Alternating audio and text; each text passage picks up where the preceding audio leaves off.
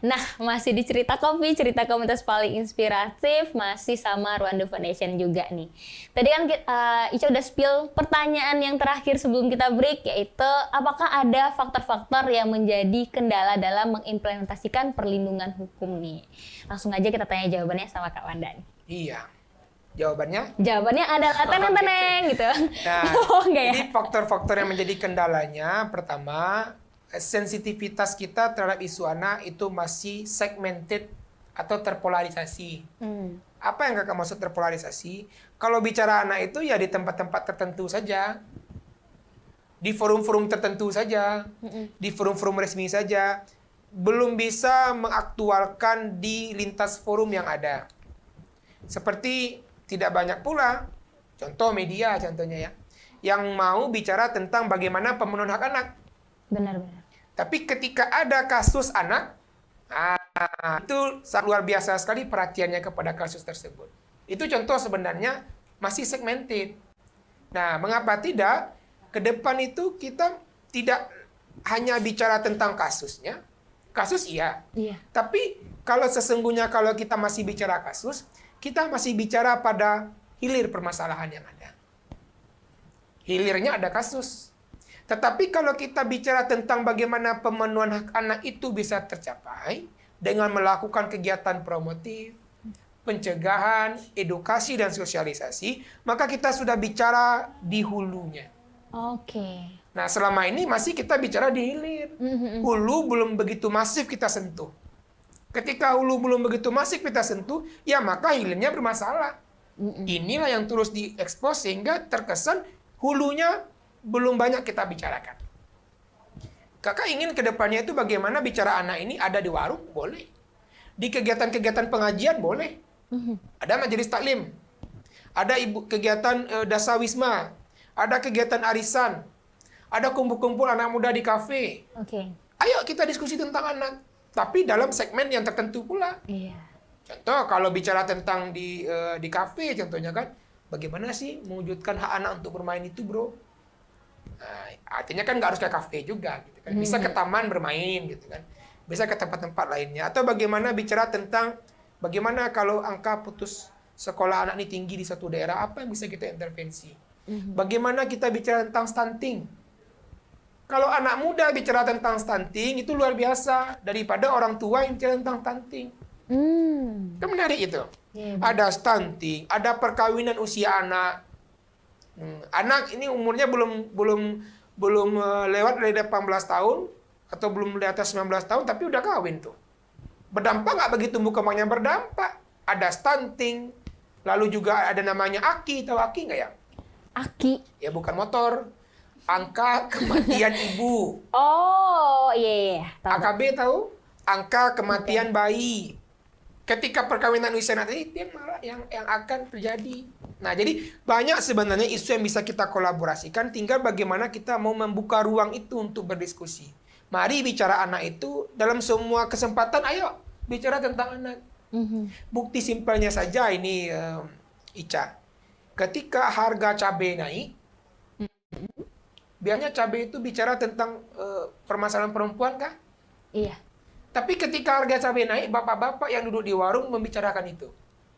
Mengapa? Karena menurutnya dia berdampak kepada perekonomian keluarga dia. Iya, benar. Artinya dengan harga cabai yang naik saja, seorang bapak-bapak membicarakan itu di kedai, di warung, di lapak, dan seterusnya. Karena dia merasa itu hot issue. Merasa itu menjadi sebuah permasalahan bersama yang akan dicarikan jalan keluarnya. Ayo bicara anak seperti itu juga. Ayo bicara anak seperti itu. Jangan hanya bicara anak oleh LSM aja, oleh Dinas Perlindungan Anak aja, oleh KPAI aja. Media bisa berperan. Salah satunya nih, Nagari TV. Lebih dekat menjangkau lebih dekat. Menjangkau lebih dekat. Masya Allah, luar biasa ya, menjangkau lebih dekat. Para Nepal. Nepal. Oh, iya. Nepal. Oh, Nagari people. Oh ya, my Nepal. God. Aku udah responsif. Oke. Udah starter juga Nagari TV. Gitu. Iya, benar. Oke. Nah, kita ngomongin isu-isu nih. Ya. Udah dikumpulin sama kreatif aku beberapa isu di sini, jadi nanti Kak Wanda tanggepin ya. Boleh. Isu yang pertama nih, pendapat Kakak mengenai stigma darurat perlindungan anak di Aceh.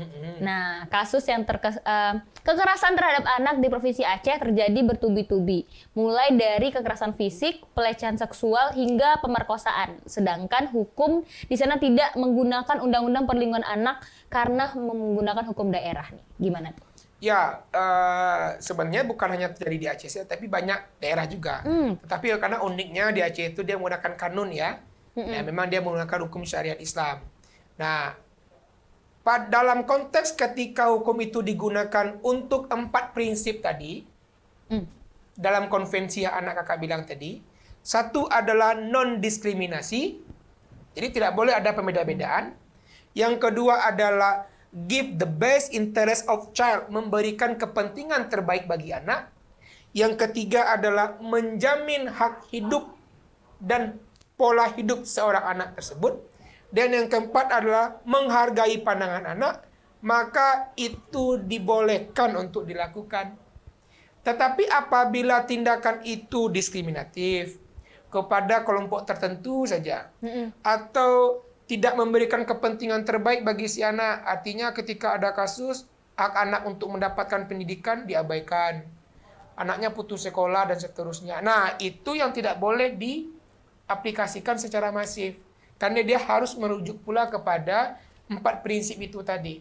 Dan menurut kakak, ajaran agama kita jelas, ajaran agama Islam, itu memang mendidik anak itu harus ada peranan orang tua, harus juga menjamin harkat martabat seorang anak tersebut. Dan kakak yakin itu sebenarnya sudah terakomodir juga dalam Al-Quran dan hadis. Tapi bagaimana implementasinya? Karena yang mengimplementasikan itu adalah masyarakat, yang mengimplementasikan itu adalah aparat penegak hukum.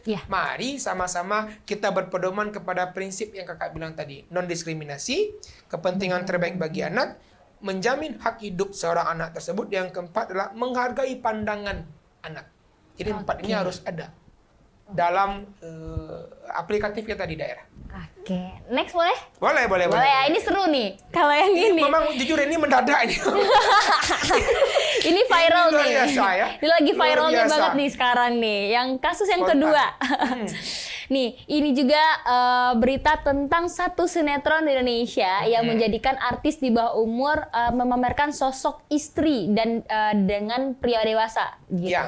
Dengan judul sinetronnya juga yang menurut Ica sendiri itu judulnya lumayan ini juga ya, lumayan memberikan stigma lain lah gitu, memberikan pikiran-pikiran lain terhadap orang-orang. Nah, gimana nih Kak? Ya, untuk tayangan tersebut pertama kami sangat menyayangkan sekali. Karena tayangan itu memberikan pesan, baik tersirat maupun tersurat, bahwa ini anak boleh melakukan perkawinan atas dasar paksaan dan seterusnya. Begitu. Nah, yang kedua, seharusnya tayangan tersebut tidak dipublikasikan dan tidak disiarkan, tidak mendapatkan izin siar begitu. Karena ini bertentangan dengan Program Nasional Perlindungan Anak. Apa itu program nasionalnya? Adalah melakukan pencegahan perkawinan anak. Pencegahan perkawinan anak itu tertera dalam Undang-Undang Nomor 16 Tahun 2019 tentang perubahan atas Undang-Undang Nomor 1 Tahun 1974 tentang perkawinan. Memang seperti itu namanya, agak panjang, agak sebutkan. Karena diprotes orang hukum nanti. Iya, kalau nggak lengkap ya, benar. Nah, dalam undang-undang itu, seseorang boleh menikah, baik laki-laki maupun perempuan, adalah 19 tahun, Ica. 19 tahun. Jadi kalau ada pernikahan yang dilakukan di bawah 19 tahun, dia tidak akan mendapatkan izin dari pernikahan itu. Tujuan besarnya apa? Untuk mencegah terjadinya perkawinan usia anak. Tapi kalau tayangan itu dipublikasi dan mendapat banyak sorotan, maka nanti akan menimbulkan dampak-dampak lain bagi tumbuh kembang anak. Dan itu bisa melanggar Undang-Undang Perlindungan Anak. Artinya nanti ya production house-nya kali ya yang akan mendapatkan teguran itu. Dan ternyata sudah dapat teguran juga. Dari Komisi Penyiaran Indonesia, dari KPAI, dari Kementerian Pemberdayaan Perempuan dan Perlindungan Anak. Nah, ini menjadi pelajaran juga bagi semua media, baik itu media yang sifatnya konvensional maupun sekarang sudah berbasiskan digital. Apalagi sekarang ada Nagari TV juga di Sumatera Barat. Ya, promosikan hidup Nagari TV. Jadi nanti harapan kita Nagari TV juga harus memberikan layanan dan tontonan yang mengedukasi dan menginspirasi sebagai tontonan yang ramah pada anak. Jadi nanti kakak bisa sampaikan juga kepada anak-anak kalau mau nonton yang ramah anak, tonton Nagari TV. Ya. Menjangkau lebih dekat. Udah hafal ya tagline. Oh, promosi jadinya. Aduh, oke. Nah, next nih kasus terakhir nih ya. Ini nih kasus paling dekat dengan kehidupan sehari-hari ini. Ada kasus nih yang menikahkan korban pemerkosaan dengan pelaku pemerkosaannya. Gimana tuh? Ada yang menikahkan? Misalnya nih ada orang yang diperkosa, satu orang cewek, anak-anak diperkosa, tapi dinikahkan dengan maksud karena takut si anak bayi yang dikandung nggak punya ayah, jadi harus dinikahkan. Padahal dia ini pelaku nih gitu. Ya. Itu gimana tuh? Nah, situasi ini beberapa kali pernah kami dampingi juga. Artinya seperti ini, kalau memang sudah terjadi peristiwa seperti itu, pertanyaannya apa yang selanjutnya kita lakukan? Apakah satu seperti yang Ica bilang tadi, nikahkan saja dia dan seterusnya begitu ya. Benar-benar. Tapi pertanyaan apakah dengan menikahkan dia tadi itu akan menambah parah persoalan yang akan terjadi atau tidak? Abang rasa akan menambah parah persoalan yang terjadi. Maka itu sebaiknya jangan dilakukan. Maka dari itu, mari libatkan semua pihak untuk berkoordinasi dan berkonsultasi dengan situasi yang sudah ada.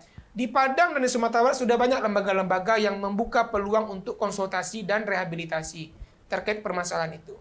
Tetapi apabila dia masih usia anak dan dia masih sekolah, jangan dengan tindakan tadi itu mencerabut hak pendidikan si anak tadi. Apa yang kakak bilang mencerabut hak pendidikan anak? Dia dikeluarkan dari sekolah. Nah, itu kan tidak baik sekali. Yang seharusnya dilakukan adalah bagaimana sekolah memfasilitasi kepindahan si anak. Atau memfasilitasi si anak tetap mendapatkan hak pendidikan. Di pasal 1, di pasal 31 Undang-Undang Dasar ayat 3-nya nih, pasal 31 ayat 2 maksud kakak, setiap warga negara berhak atas pendidikan. Tidak ada pengecualian di sana, Ica. Artinya ketika terjadi permasalahan yang seperti kakak bilang tadi itu, hak pendidikan anak jangan dicerabut, jangan dikeluarkan dari sekolah, tapi dipastikan dia mendapatkan pendidikan di luar sekolah. Seperti apa? Ada namanya layanan ujian kesetaraan paket A, B, dan C. Apakah itu menjamin hak pendidikan anak? Iya. Tapi ketika anak dikeluarkan begitu saja tanpa dipastikan si anak mendapatkan sekolah yang baru atau pendidikan yang lain di luar sana, maka sesungguhnya pihak sekolah dan masyarakat di lingkungan itu mencerabut hak si anak tadi. Ada beberapa kasus yang kami temukan seperti itu. Kami fasilitasi supaya sekolahnya tidak mengeluarkan, tapi memfasilitasi kepindahannya. Dan alhamdulillah artinya apa? Yang hak anak tadi ini tetap terpenuhi. Dia kuliah, bahkan dia mendapatkan beasiswa. Tapi kalau sempat waktu itu dikeluarkan dari sekolahnya, kakak nggak kebayang apa yang akan terjadi pada si anak tadi. Benar. Jadi kompleks sebenarnya nih permasalahan anak ini. Tapi intinya mari kita bersinergi dan berkolaborasi untuk mengedepankan kepentingan terbaik bagi anak. Nah terakhir nih. Iya terakhir. Ini benar terakhir loh awal. Ada lagi pertanyaan. Enggak, itu terakhir isu, ini terakhir pertanyaan gitu maksudnya. Alhamdulillah ya. Soalnya udah jawab apa kan? Ini terakhir nih. Apa sih pesan dari Rwandu Foundation untuk masyarakat yang lagi dengerin, pemirsa kita yang lagi nonton kita untuk perlindungan anak nih?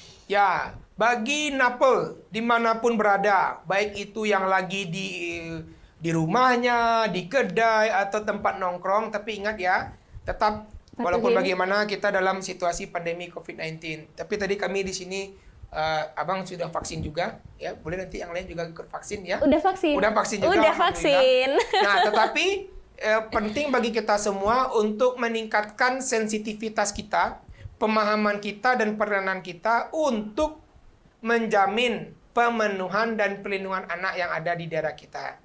Kalau nanti kita bicara tentang bagaimana masa depan bangsa, jangan bicara masa depan dulu deh. Mari kita bicara tentang apa yang bisa kita lakukan sekarang untuk memenuhi hak anak kita. Kalau itu sudah kita lakukan, maka sesungguhnya tanpa disadari kita sudah bicara tentang masa depan. Seperti kegiatan hari ini, diskusinya seperti ini, hanya 1 jam. Tapi sesungguhnya kita sudah membicarakan masa depan bangsa 20 tahun yang akan datang. Jadi selalu untuk Nagari TV itu satu. Lagi. Boleh ya, Abang jadi brand ambassador aja Oh di ya sini. boleh nanti atur aja ya, gimana apanya teknisnya. Nah yang berikutnya, semua pihak termasuk media massa, lembaga masyarakat, tokoh agama, tokoh adat, semua pun unsur elemen yang ada di masyarakat, ayo bersama-sama berkolaborasi dan bersinergi. Dan jadikan anak sebagai subjek pembangunan. Jangan jadikan anak sebagai objek. Kalau anak dijadikan subjek pembangunan, maka dengarkan apa yang mereka rasakan, libatkan mereka dalam pengambilan kebijakan, lalu maka mereka akan mendapatkan dampak dari kebijakan itu. Karena mereka merasa dilibatkan. Iya. Daerah punya namanya mekanisme perancangan atau perancangan program. Di daerah masing-masing ada Musrenbang namanya, ada RPJMD. Nah mari Bapak Ibu di pemerintahan ajak, ada forum anak juga, ajak tuh forum anaknya, ikut Musrenbang. Ikut musrenbang kelurahan, kecamatan, kabupaten kota, bahkan provinsi. Sehingga kita bisa menilai bahwa apakah kebijakan yang kita buat ini sudah responsif nggak terhadap hak-hak anak. Atau sementara kita masih bicara pada hal-hal yang masih mendasar seperti infrastruktur kali ya. Atau bicara tentang 2-3 tahun ke depan. Tapi kalau kita bicara anak, kita libatkan anak, percayalah akan mendapatkan suatu inspirasi dan mungkin tak terpikirkan oleh kita. Oh ternyata anak selama ini yang dibutuhkannya. Tetapi kita merasa bahwa kita tahu apa yang dibutuhkan anak, tapi ternyata anak nggak membutuhkan itu.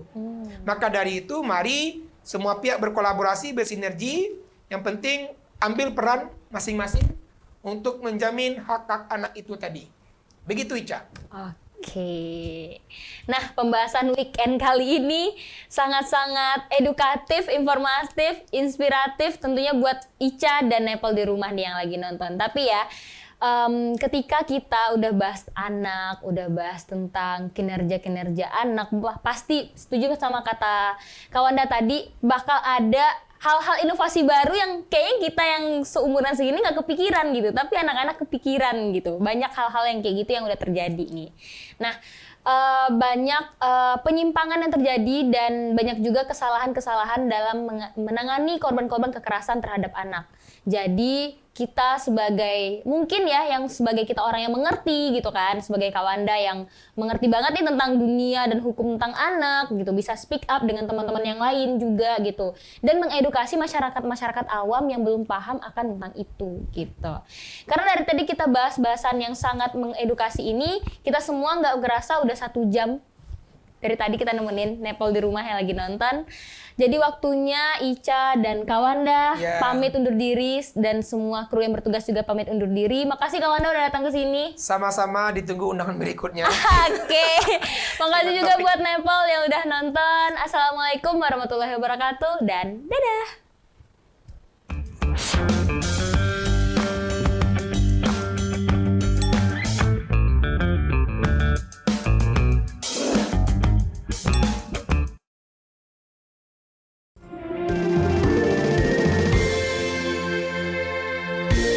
Menjangkau lebih dekat.